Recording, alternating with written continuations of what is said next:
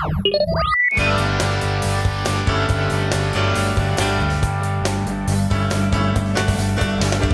and welcome back to Essen 2017. I'm here with Bruno Faidutti, great designer who's done things for years. But you have a bunch of new games out here. You have a game called Nutz that just came out. Yeah, Nutz is published by Blue Orange. It's a light card game, bluffing game. Very much like some of my other designs. You know, it's a game about, you play cards, sometimes face up, sometimes face down, and you try to outguess the other players. The idea that you are squirrels, which are hiding nuts in winter in different trees. And of course, you don't remember exactly what is in what tree. And sometimes there are traps, like cats and badgers and that kind of stuff, or bad mushrooms. So it's, in fact, it's you alternate between summer where you put nuts into trees, which is cards, face up or face down, and winter when you retrieve them. And of course you can sometimes take something which has been placed by the other players, so it's a bluffing game.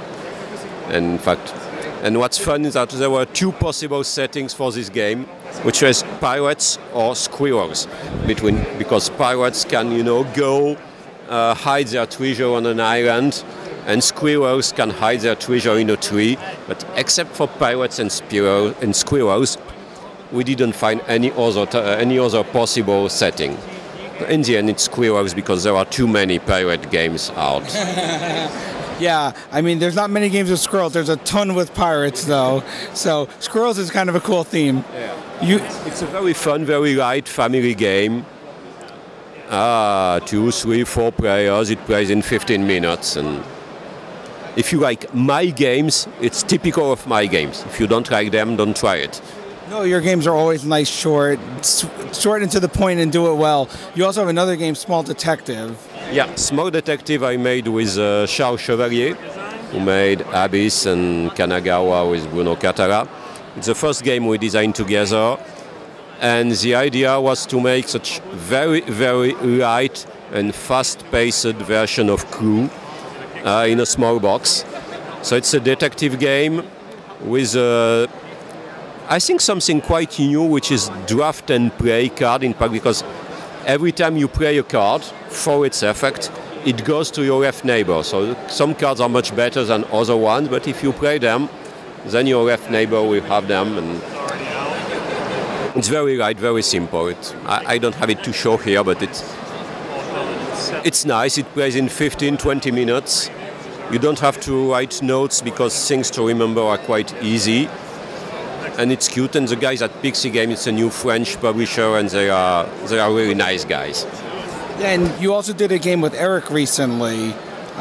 Secret. Yeah, Secrets is at Repos Production, the Belgian publisher, and it's one more hidden identity game. But what makes this one different is that you have to really, I think, take into account not only what you know, but what you think other players know, because it's team game, except if you are a hippie trying to have as few points as possible. So you have to find who is in your team, but also who thinks he is in your team, because it can be very important. And it's in the 60s with, of course, KGB against CIA against hippies. Yeah, well, it's interesting because it kind of takes what you did in Masquerade but turns it around. Yes, I'd say it's a gamer's version of Masquerade. Masquerade is very straight to the point. Secrets has some more subtleties. Now, we can't talk too much about this, but you made an adult party game. Yeah, it's called Kama Sutra. It's demoed here at the Vice Games. They have a small booth. I'd say it's a really adult version of Twister, because when you play Twister, you think it will be adult, and it isn't.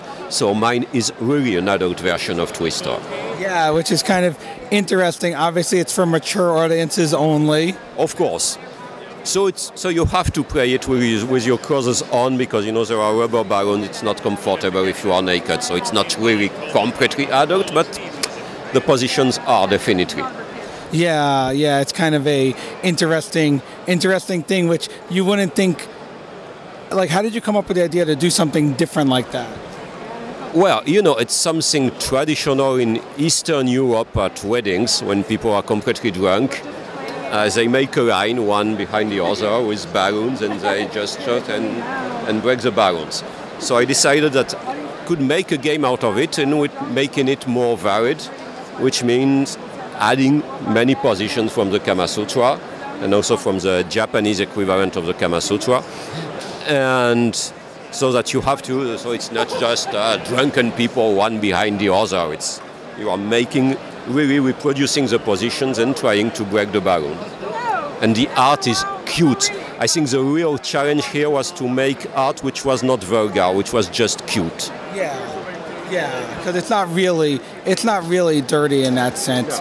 But it is still adult for those of you watching. So if you have kids, this isn't the game that you want for kids. For kids, but it's not dirty. Exactly. Now, we always do top 10s here, and you do something called the Ideal Game Library. Tell us about this. It was long ago. I think it was in the time where there were not that many games out, and I could more or less follow and say that, okay, I am the specialist, I know everything. Now it's not possible. There was so much stuff. So I used to just write reviews, short reviews of games I liked. And it's true that many people enjoyed this and read it, but I removed it when I could not follow anymore, and when I also decided to spend more time designing games, which means less time playing games by other people, even when I still try to do it regularly.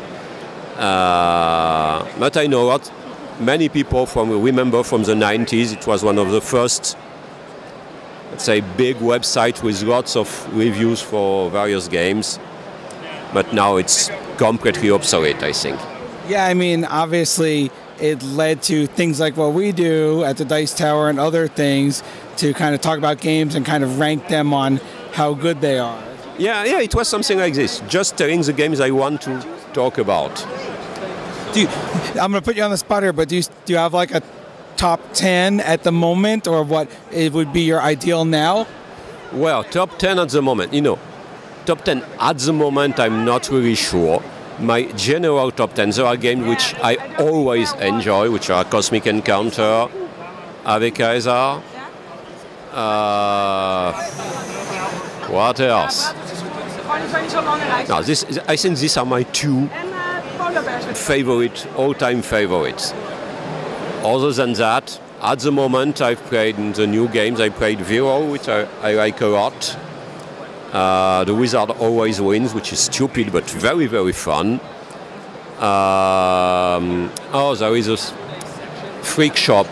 It's a small card game by a new French game designer, which is quite nice. There are so many games now that there are also many really great games, and many I even don't know about. So yeah. Well, in case you didn't know that Tom loves Cosmic Encounter, now you know that Bruno also loves Cosmic Encounter. Really, Cosmic Encounter, I think it's the game which brought me into game design, really. Because it gave me the opportunity, to try to make, new aliens, new cards, etc., and that's what started everything. Yes. It's really interesting because obviously you've been in this hobby for a long, long time, so you've kind of seen the ups and downs and the different trends. Yeah, my first game was published in '84, which is quite long ago. I was young, I was still a student. And yeah, I've seen it growing, and now, when I'm here, I'm wondering if it has not grown too much. There are not too many games, but I'm saying this for I think almost 15 years now. So it means that I've been wrong, but it also means that someday I'll be right. When you say the same thing over and over, someday finally it happens to be right. So maybe it's now, but I don't know. But so many games I cannot follow, and I'm a professional. So how someone who is not a professional, just a hobby, what can he follow? nothing.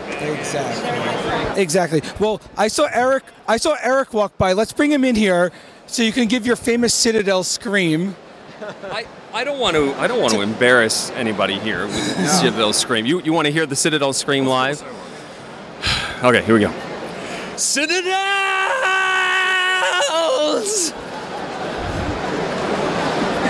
It's still my best-selling game by far. Yeah, I mean, the role selection is back then was not used much, so to have the role selection done is really cool. Yeah, I think that. But I liked it a lot. I made a small racing game, which was a Lost Temple, using exactly the same role selection as Citadels. I even think in the end that I prefer it over Citadel because it's more straight to the point, and it didn't sell at all. Maybe if Citadel was published now, it wouldn't sell at all. I don't know. But now it's considered a classic. It's a classic, so it sells. Well, thank you. Bruno Faidutti, thank you so much for coming on the show. Thank you. It was nice, and it's always nice to me. Yes, we look forward to seeing you again, and thank you all. Bruno Faidutti here at Essen 2017, and we'll bring you more from the Dice Tower soon.